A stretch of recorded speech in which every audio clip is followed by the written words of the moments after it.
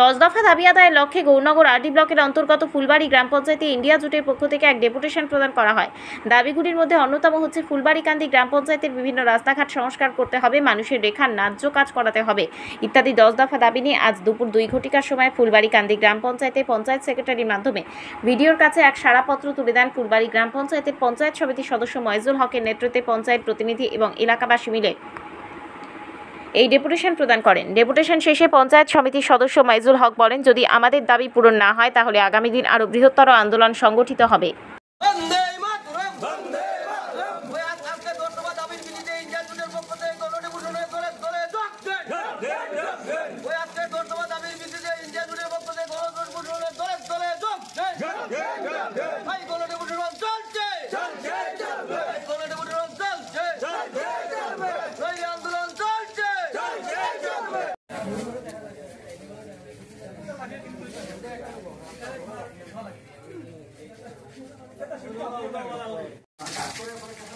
India জোটের পক্ষ থেকে পঞ্চায়েত সচিবের কাছে, বিডিও সাহেবের কাছে আমরা ডেপুটেশন দিয়েছি। বিগত ঘূর্ণিঝড় এবং এই মৌসুমের অতিরিক্ত বৃষ্টির কারণে 50-60টা জায়গায় ভাঙ্গা দিয়েছে। আগামীতে বিলোর বন, কালামালির বন, তো আমরা ফুলবাড়িকান্দির 1 নং ওয়ার্ডের পাশের বন্ধে কোনো বিরতি হবে না জলের যে সমস্যা।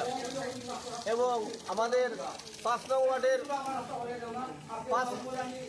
5 নং ওয়ার্ডের তাকে ফুলবাড়িকান্দি 4 নং ওয়ার্ডে যাওয়ার যে রাস্তা, মদনী মসজিদের সামনের জমি, এখানে গত বছরও আমরা দেখেছি 2-1খানি জায়গা বিরক্তি হয় না জলের কারণে। এই বছরও সেই অবস্থা। আমরা দাবি করেছি মদনী মসজিদের সাইডে আমরা এই ফুলবাড়িকান্দি পঞ্চায়েতে 2টা কালপাটের সময় দিয়েছিলাম। কালপাটের জল যাওয়া ড্রেনের কারণে বন্ধ হয়েছে, মানুষের বাড়িঘর ভেঙে যায়। আমরা দাবি করেছি যাতে এক সাইড পাক্কা আছে, অন্য সাইডটা পাক্কা করে জল যাওয়ার ব্যবস্থা করে দেওয়া এবং এই মাঠটা যাতে গৃহস্থী হয়। এবং বনগাঁও পিডব্লিউডি রাস্তা জল যাওয়ার কোনো ব্যবস্থা নাই, মানুষ মসজিদে আসতে পারে না, বাচ্চারা স্কুলে সকালবেলা আসতে পারে না। এখানে যে কোনো পাইপ দিয়ে পাতারে মাঠের মধ্যে জল যাওয়ার অবিলম্বে ব্যবস্থা করে দেওয়ার জন্য আমরা আবেদন করেছি। আর অন্য যেসব জায়গায় টুকটাক আছে এইসব পঞ্চায়েত সচিবের নলেজও আমরা দিয়েছি। এটাই আমরা দাবিগুলো আজকে ডেপুটেশনের। সচিব কি বললেন?